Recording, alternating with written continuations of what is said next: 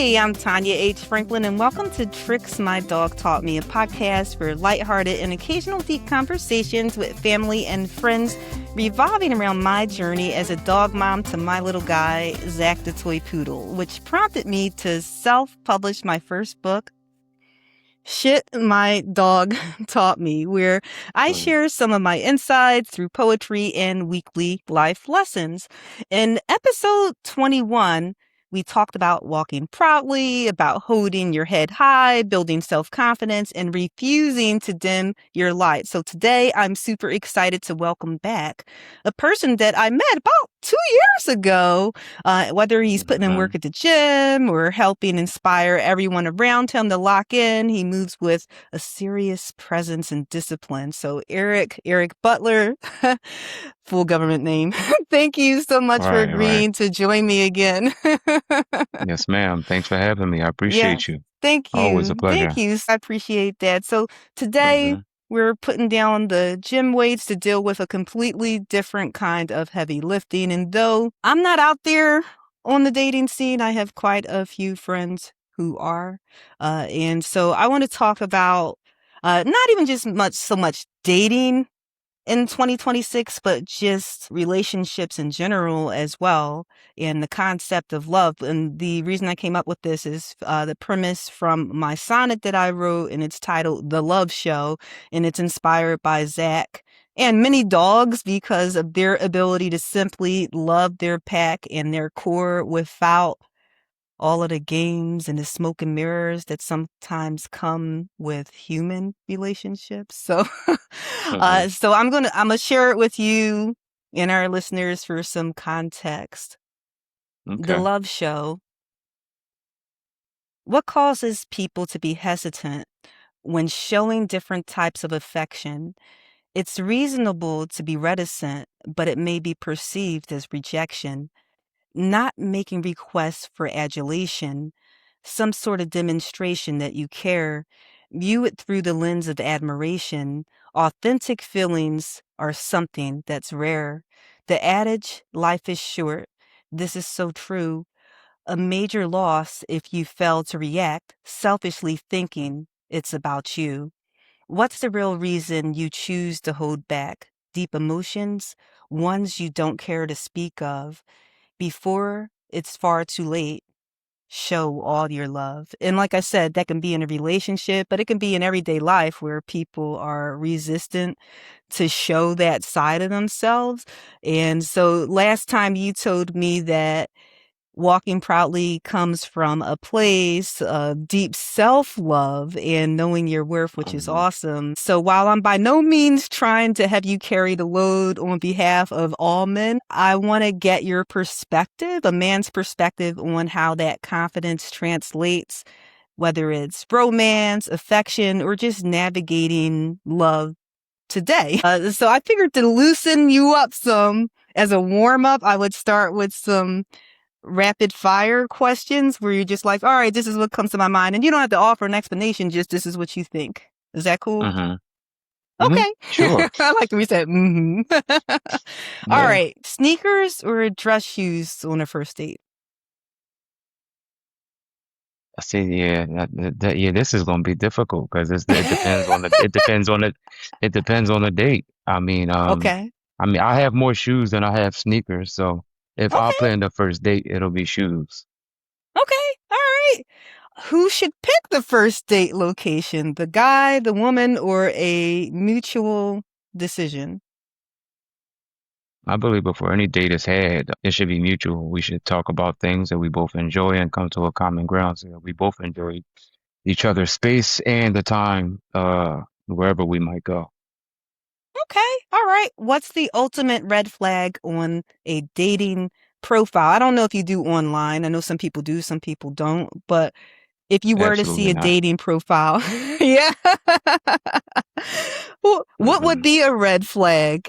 Or if you know people who are, That's actually a really hard one because yeah. I would never even imagine what I would see in a red flag. What I see as a red flag in person is just ridiculous behavior. Mm, There is no other way to, just people carrying themselves in a way that doesn't seem, appropriate for their age or just inappropriate behavior altogether. It's a no-no. Okay, Big N and a all little O, big N and a little O for me. right. All right, early morning 5 a.m. workout date or a late night dinner date? For me, 5 a.m. workout, but Okay. everybody's not in the gym. And Mm-hmm. just because I'm in the gym doesn't mean that somebody that I would deal with has to be in the gym. So, I'm not a person that's all about myself. So I guess I would pick a dinner. The question to me is kind of hard because it all depends. Like, it could be a gym rat that's like, oh, I'm Mm-hmm. all for it.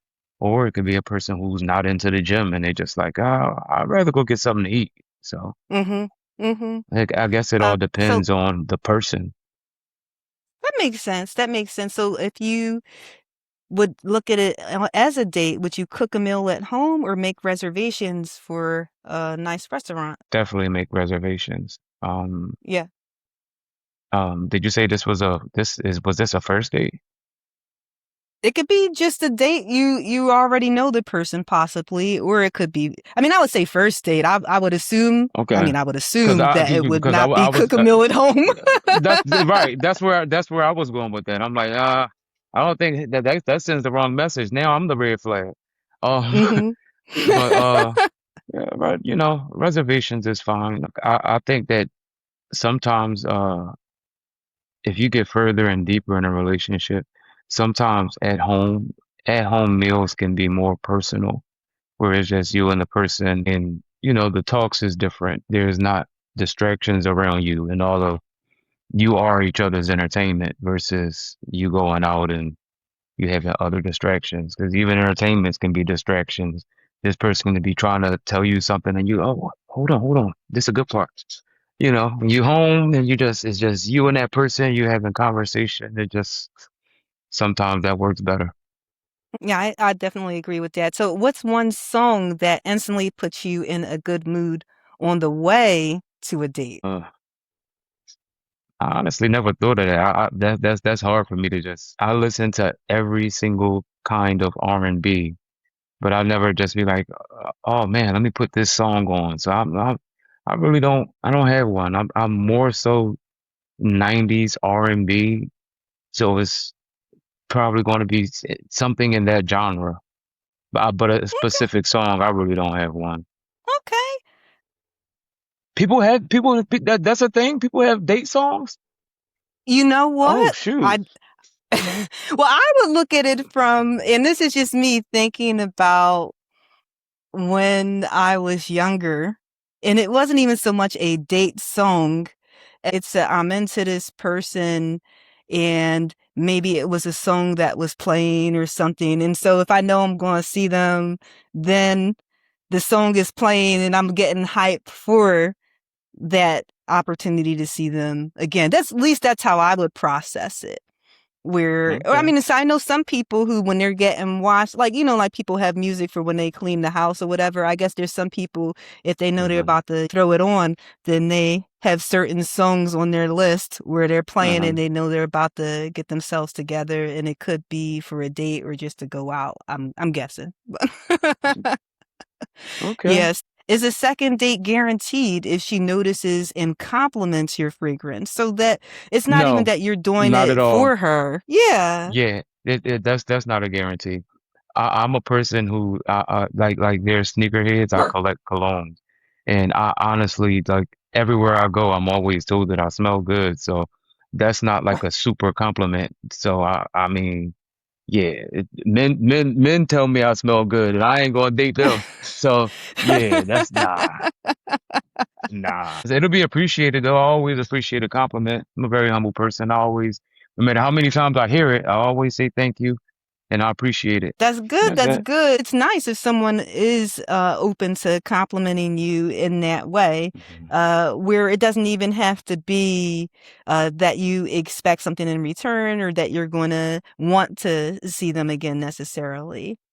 Uh-huh. Okay, so this question is when you're getting to know someone, Mhm. texting, phone calls, or voice notes, your preference. It may sound very, very crazy, but for me, I actually rather texting. Okay. Reason being, I get very uninterested very fast. And you talk to someone on the phone and then you'll tend to realize they don't have much to talk about and they run out of things fast. It's like versus when you're texting, you can keep things going. Some people just, they lack the skill of being able to hold and maintain a conversation worth having. But granted, if I can talk to someone and realize immediately that I can have an intellectual conversation, I'll have that conversation. But a lot of people disappoint Mm. very badly when you talk to them. I mean, either way is going to come out versus rather you text, rather you voice note. If a person can't hold a conversation, they can't hold a conversation. But yeah, I will admit that with me, I kind of rather text. Once I see that you pretty good with holding a conversation, then I'll be okay with like, all right, well, let's talk. Yeah, I don't know how I would do it. I mean, constant texting, but that's cool. But worst modern dating trend, ghosting, breadcrumbing. I had to look up what that one was. Or Yeah, I don't, talking, yeah, talking I for don't know. weeks and never meeting up. I don't even know what breadcrumbing is. Um, Oh, ghosting, I'm good I at. think the idea is that, or at least like, because I heard someone say it before, and I looked up what it means, and it's kind of like, if you're familiar with the fairy tale Hansel and Gretel, where they leave the breadcrumbs in order to get back home. So the Mhm. idea is that you give a person just enough to keep them interested, to keep them stringing them along. At least that's what So, my understanding is. so would I be the worst? Would I be the person doing these things? No, no, no. You're on the receiving end of this. Oh, so I guess these days it seems like everybody's with the chase. So I'll go with Hmm. Hansel and Gretel. Hmm. With the bread, Yeah. with the second one, whatever the second Yeah. one is, I'll go with that. Hmm. Yeah. Very strange these days. Someone can really, really like you and still want you to chase them, and it's like weird, super weird. But Mm. Okay, so now that we know where you stand, whether it's with dates or the cologne, I want to get into the heavy lifting of what causes us to hold back when it comes to true affection. So, in our last episode, you gave a shout out to your granddad for teaching you that a man always needs to smell good. And in the current oh dating yeah. world, how much weight does a person's scent or overall presentation carry on a first impression? Well, a first impression is everything. You can never make a first impression twice. So, Mhm. you know, whether it's whatever the case, I'm not gonna show up funky, so you better not show up funky. So, you know what I mean? And you can be funky with a scent on. You know, some people just, throw a scent on top of funk and it just makes it even worse. But how you carry yourself, especially, the first time you meet someone, that's very important. Because again, you can't do it twice. And I'll never Mhm. forget the first time I met you. And so however you decide to come with that, it's gonna be up to that person. That's true, that's true. I always look at it that way too. Sometimes a little too much in terms of first impression, but, something else I think about is just this word is called adulation, which is basically false flattery, where a Hmm. person, they present a certain way and they're aware of that first impression, but then over time, you get to see who they really are. And we've had a Hmm. conversation or two about what dating can be like. So for you, I'm just curious, what's a small, low pressure demonstration of care that a woman can show a guy early on that instantly gets your respect? The first thing that comes to mind is basically in the same category, self-care. How you take care of yourself shows a lot.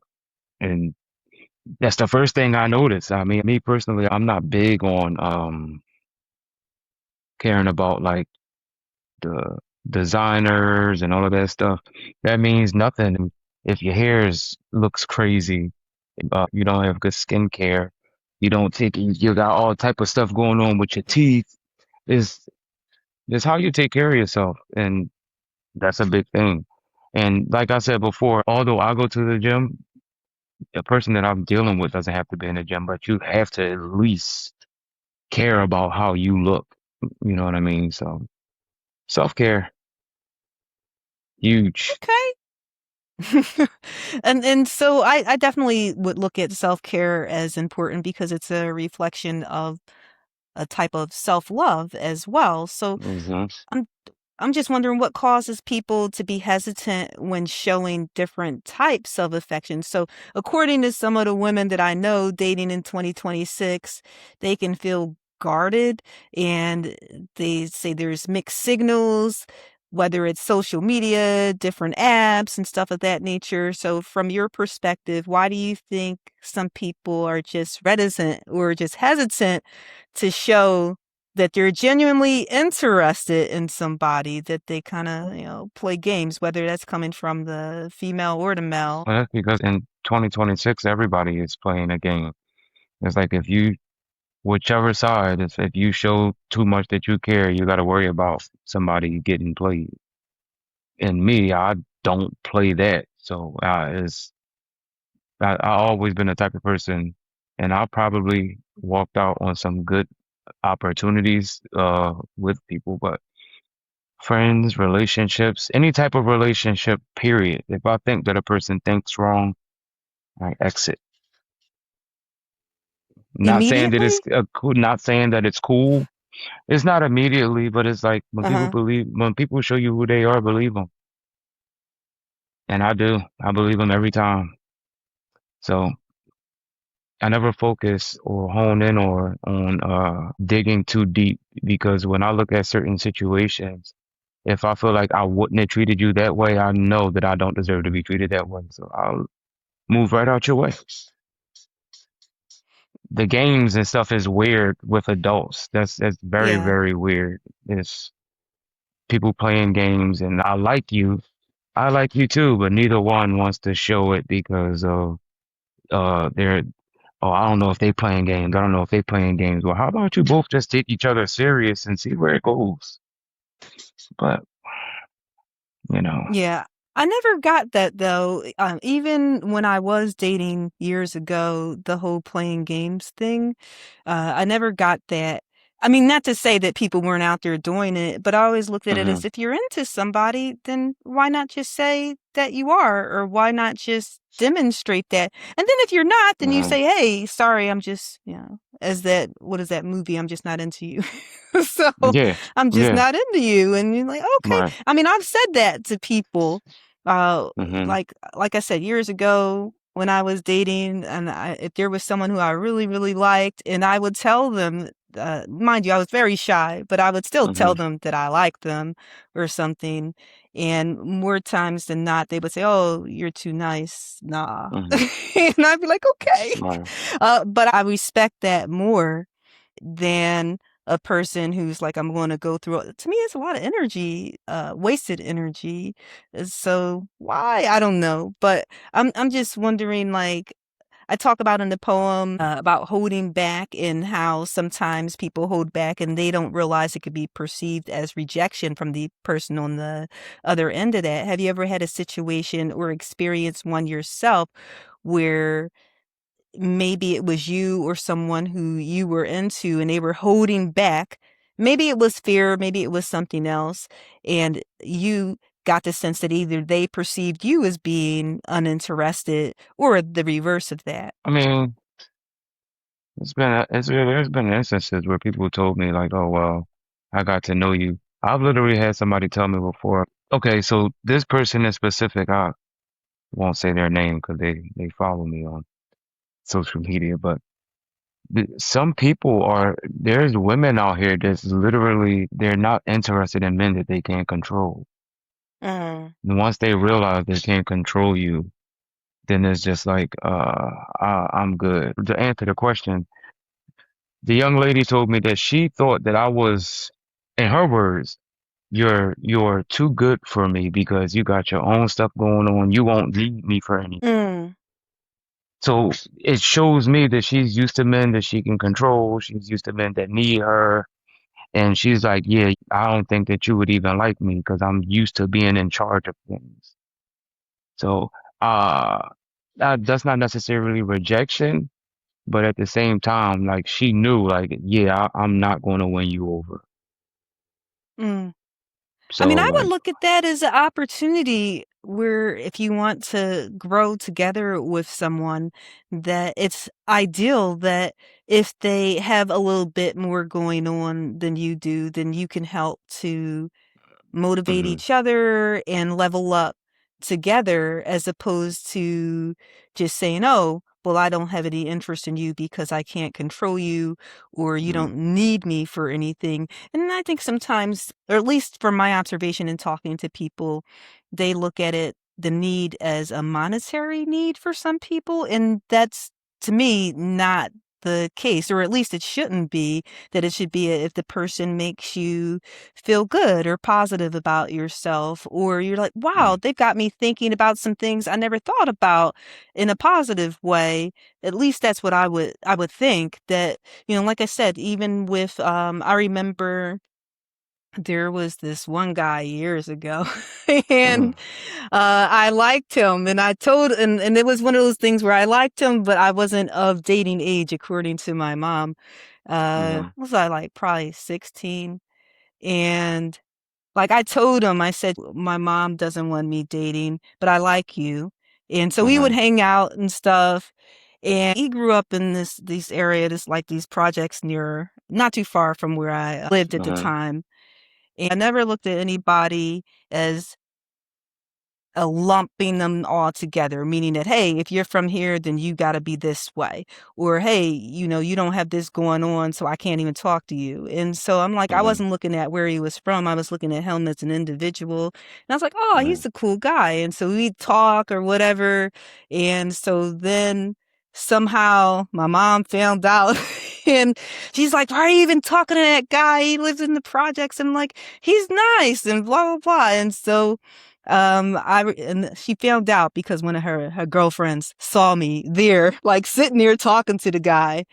hmm And but I bring up this story because I saw him like years down the line because I just talked to him. hmm And he's like, you always treated me as a person.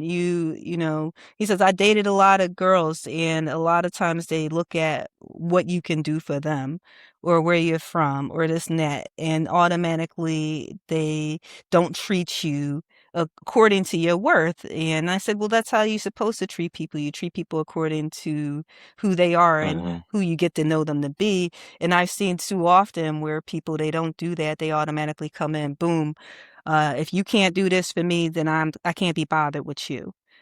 hmm Or if I can't do this for you, then I can't be bothered with you. I mean, hmm yeah. You mentioned before about with your sons that, and this was in the Walking Proudly episode, that you teach them the open doors, pull out chairs, and setting a standard on how women should be treated. And in this hmm fast-paced dating culture, do you feel that chivalry and effort are still appreciated, or have you found that people have gotten comfortable with the bare minimum? Definitely comfortable with the bare minimum. It's Mm, even things that even as far as you just holding the door for somebody, you can be at the store and just hold the door for a female, and you can tell before you even get to hold the door, you can tell that she's used to doing the opening doors and things of that nature on her own because let's just say I just happen to see you at the store. I'm talking to you on the way out.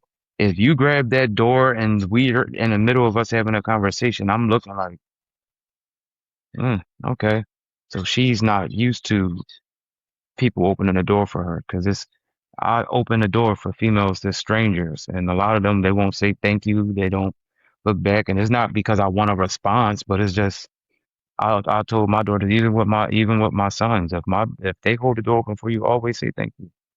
It's something that, but people are just so used to it being gone, and then it's like it's not even, you know what? Not even that. Scratch that. A lot of guys so used to women just being disrespectful, they just like, I'm not holding the door for nobody anymore. mm, If it ain't my mom or it ain't my grandmom or it ain't my child, I'm not doing it because they don't even appreciate it. So, but for me. I don't do things for other people's response. I do it because that's how I was raised, so I continue to do it regardless. And I think that's good. And I mean, I will say for me, I will hold my own door. Like Sean will hold the door. He winds up being the doorman a lot of times. Like when if we're at a restaurant or something, and he'll hold the door, Hmm. and like a whole family will come through and not say a word. Yep. Yep. And I'm like, Yep. but at the same time, I do it for myself when I'm out and about, not because I have not had it done, but because I think sometimes, and this is not to speak negatively about my own gender, but there sometimes is this entitlement, not even just with holding the door, but with other things. You better. And I don't like that. It bothers me. And then the Hmm. person may not even say thank you. I'm extremely appreciative of anything anybody does for me. But I think Hmm. sometimes I notice on the dating scene that a person will say, well, they better had did this. Or if they're going out with a guy, well, he better had paid for X, Y, and Z. And I was this way. You Hmm. ask anybody who, like, Michelle, you can ask her, like, even back, like, when I first started dating, I always had the philosophy of, and I know some guys probably won't like this philosophy necessarily, whoever asks pays. That's always been me. Like, if I'm asking you and I'm saying, and I'm like, when I say I'm asking you out, like, if I were like, hey, you want to go to the movies? And you're like, yeah, sure. And I'd be like, okay. And if you asked me to go, then I'd be like, oh, I would ask you, oh, should I pay for my own ticket? So I'm always been that way. If I ask you, then I expect to pay. There's a lot of people, and I was raised this way. And when I say raised this way, the opposite. Like my Hmm. mom is not that way. Most people in my family are not that way. It's like the Hmm. guy pays all the time, and and so when I look at it from that perspective, it's like, well, but why? Why does it have to be that way? And then it Hmm. becomes this thing of entitlement where the woman expects that everything's going to be handed to her. So something as simple as holding a door, which is to me not simple, but still, then if Hmm. she's that way with holding a door, how's she going to be on an actual date? And like I said, this is not me slamming all women. This is just me saying that there are some who I've encountered who that's how they are. Yeah. I mean, I honestly think that, once you get to know, if you're dating someone, once you get to know what that person likes, as the man, if you just happen to see a restaurant and you want to take her, you should absolutely pay for that dinner or, whatever the evening plans are. But what I have encountered that if you take women out and they appreciate it, they're going to want to be like, oh, I want to take you somewhere, and it'll Hmm. be reciprocated that way. So, different strokes for different folks. Some people is all for men pay for everything, and then some people just like where I am with it. Like, let's just like whatever you do, like just vibe. Like that's why it's so weird, and I can tell you've been married for a long time because it's nobody even says like let's go on a date. It's never like that. You either like, oh yeah, you start talking to somebody, and then it's oh man, well you want to do something. It's never like oh you want to go on a date. Like that's like that doesn't even That would be exist. corny. Yeah, that's absolute. That's absolute. I'm not gonna lie to you. Why? Yeah, yeah. That's not a thing. Nobody says that. I would love to take you on a date. Like it's and mind you, I'm no what they call it, spring chicken. I'm 38 and I don't even say that. But whatever it is that's going on these days, it has definitely changed tremendously. Roles have changed tremendously. Attitudes and how people are generation wise has changed tremendously. The respect has changed tremendously. So it's just weird. It's very, very, very, very weird. Like I said earlier, two people can really like each other and be like totally dis oh, you didn't call me, so I'm not calling you. You didn't text me, so I'm not texting you. Something could have happened. They could have lost a family member today, and your ego wouldn't let you check on them. 'Cause now you just thinking they ghost you, and they like, man, my cousin just died.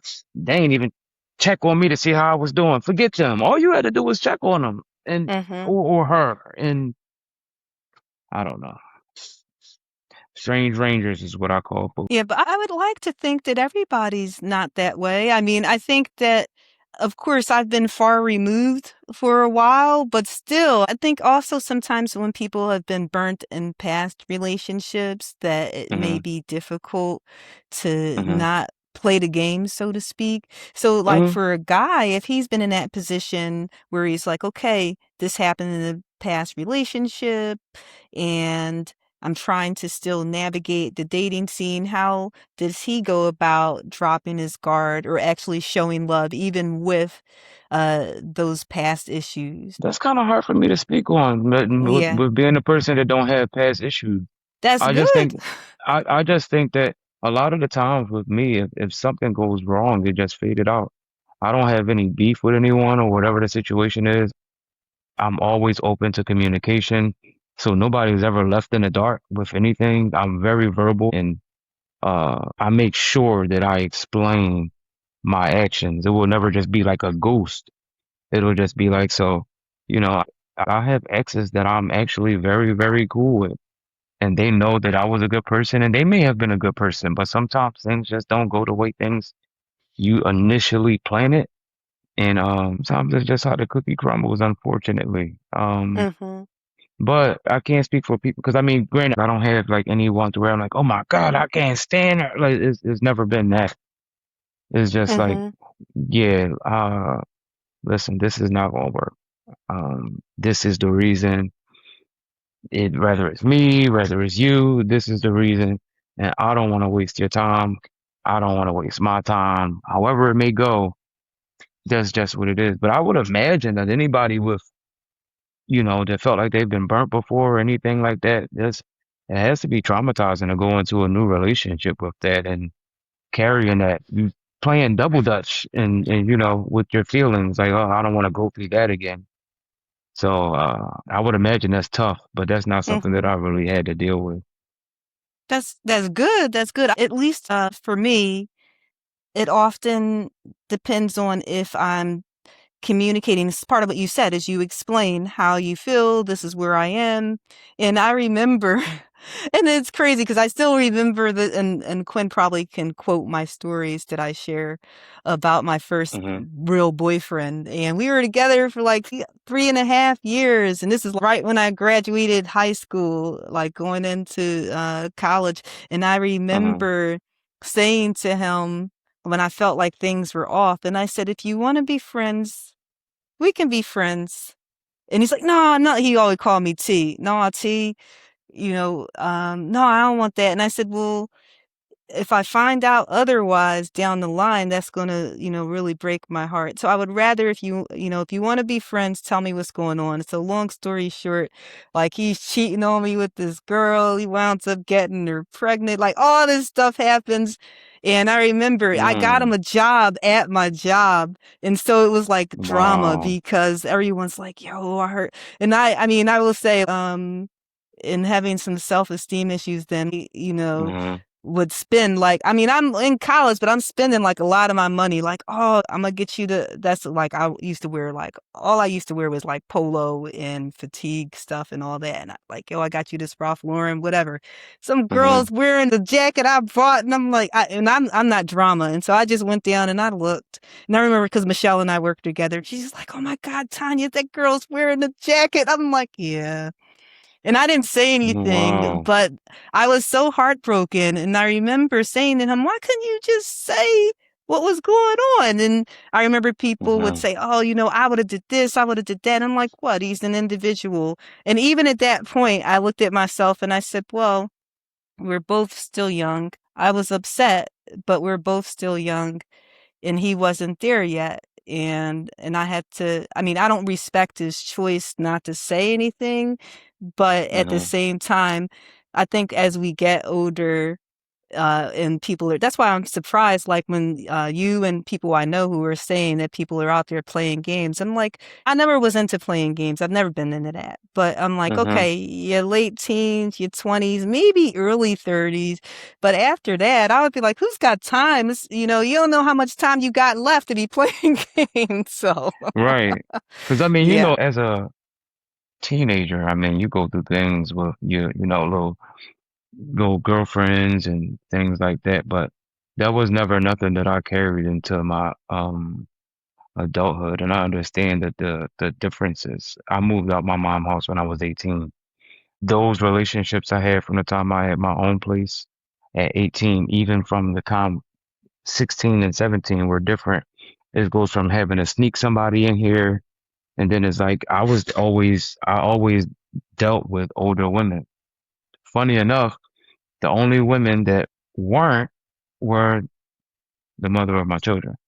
Mhm. Um, but everybody else was always older. So I got my house when I got the crib when I turned 18, everything changed because my mom, when I was 18, right before I moved out, my mom found out that I was dealing with somebody that was 21. And she was like, she came to the house to get me and she was like, "You're a grown woman. My son is only, oh, you talk about embarrassing." But anyway, I say that to say the relationships were just totally different because I went through things where, females, she was talking, had other guys' phone numbers and things like that. But those type of things, and I have friends that's like, "Yo, you cool, like nothing bothers you when it comes to that." That's why when I see certain things on social media and I look at it, I comment or I'll repost it or something like that because I'm like, I couldn't even fathom anybody trying to play these type of games with me. Like that's weird. And I feel bad for people that has been cheated on because I am not cocky enough to say I've never been cheated on. But what I Mhm. can say is I've never, how can I say it? It's never been presented to me if I have. Mhm. Like how people find out and go through people's phones or they catch somebody with somebody else. I've never had to witness that. And that's like a scary thing because I'm 38 now and it's like most people have witnessed that or been through that. And it's like, they've learned how to cope and deal with that versus I don't know how I would react if someone cheated on me. Some people end up on first 48 and and snaps Yeah. and stuff like that. I don't know because Yeah. I never had to go through that. So, Yeah, I had an interesting reaction. I remember just talking to him on the phone and my upset doesn't sound upset to a lot of people because it sounds like this. And so I just said, mhm, I asked you flat out if this is what you wanted. You said yes. And then I find out other stuff's going on, and I said, "I don't think I can talk to you anymore." And I think that broke his heart more because he's like, "You don't even want to be my friend?" I mean, I know that sounds silly, but he's like, "You don't even want to be my friend?" I'm like, "No, I can't be your friend." Because of that. And I think that mhm, that probably hurt more because most people who know me, they're like, she's a really friendly person. Like even, and that's one of the reasons I never had like a lot of boyfriends. I had like Sean, I married, I talked to a few people and then the other one. And most times a person would be like, I know what I'm into and you're too nice. So I'm mhm. not even going to go there with you. And I'd be like, okay. Right. And I remember like, because I remember this one guy and Michelle was like, "Oh, nah," and he was like, "You're too cool." He's like, "I want to keep you as a friend, so I can't." And I'm like, "Okay," but Right. I'm just wondering, like with love and relationships, what's the biggest lesson about affection and emotional strength that you hope your daughter and sons will carry forward? And these questions getting me today. I wasn't expecting. It's just kind of, I'm not that deep into the love stories and things like that. I never, Mm-hmm. I, I only love two people.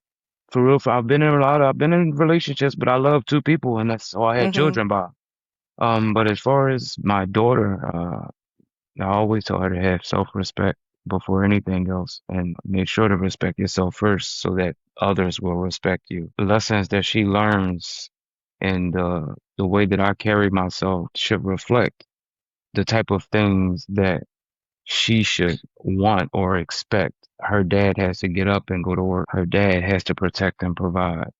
Her dad has to make sure that she's okay wherever she goes. Her dad has to make sure, but what she has to do is, without a man in the picture, she has to take care of herself. She has to protect and provide for herself. She has to, so everything that she expects a man to do for her, she needs to know how to do it first. Mhm. because you don't need a man to come in. Now, granted, I definitely don't teach my daughter that she doesn't need a man. I will never teach my daughter that. Everybody, we were designed to have a partner, man and woman. Boom. Well, I'm gonna say man and woman. Um, but I also want her to be self-sufficient. I don't want her to wait around for a man to take care of her or anything like that. And my son's the same way. And I always make the joke, like my daughter can stay here until she's 50. My son's gotta leave when they 18. So it's just I expect my sons to want to be strong men. I don't expect my sons to want to stay around. I expect my sons to be like, Dad, I'm 18. Whatever you got going on, help me. I need something to better myself, whether it's college, whether they're going to pick up a trade or whatever they want to do. I'm there to help them 100%. But my daughter, I'm still there to protect and provide. And then my sons, I expect them to be strong and things that you go through as a boy to a teenager to a man, all of those things build character to help you become that protector and that provider and things like that. And the lessons that my daughter learned from me shows her how she should be cared for. So I just want them all to basically the same thing, just respect themselves first so everyone else will do the same. Make sure that they're self-sufficient. Just be the best version of themselves and love themselves first. And, you are going to get in a relationship, do your part, whatever that may be. But I always believe, like people say they give 100% in a relationship. And strangely enough, I never really believed in that because I've watched people lose someone. And then when they lose someone, they are devastated. They're like, I gave them my life. I gave them everything. And I always believe if you give someone everything, if they leave you, you have nothing. Mm. So that's why I always believe, like, let's meet each other where we at. If I'm giving 50 of my love and you give your 50 of your love, that creates the 100. But if I give you all of me, when you leave, I have nothing. Mhm. So a lot of people don't agree a lot. I agree with that. I was actually just saying that to my friend the other week, which is that sometimes people go into relationships thinking that someone's supposed to be their everything. And what I mean by that is that they have to do everything for them and Hmm. everything is about them. And Hmm. I think that's set up for disaster because to Yep. put that level of pressure on someone where they have to be everything, that's to me, that's just too much. And not only that, Hmm. uh, it doesn't allow that person room to themselves to thrive and to grow outside of the relationship. And when I say outside of the relationship, I mean as an individual Hmm. and to help uplift you when they're around. so Right. so yeah, Right. definitely, definitely. But Eric, thank you so much for coming back on my podcast and sharing your perspective today. And I love our Absolutely. conversations because you always bring such grounded wisdom, whether we're talking about fitness, faith, parenting, or just matters Hmm. of the hearts. Same. Yes, thank you. I appreciate you. Absolutely. Yes, Always a thank pleasure. you. Thank you. But yes, to everyone who is listening today, I hope this episode inspires you to take a page out of the sonnet, the love show, and don't let fear or pride keep you from showing people that you care. Life's too short, I always say, and to hold back, you don't want to hold back your authentic feelings. And I hope that you'll share this episode with your family and friends, show them some love, and show me some love by following me on Instagram, Facebook, TikTok, and YouTube at Tricks My Dog Taught Me. Until next time, when I get into week 35's poem, Appreciate Before They Depreciate, here's a lesson from my little guy, Zach the Toy Poodle. True love needn't be adulation, but it's pertinent to show how you feel without it being based on reciprocity. Take care, and I'll see you next week.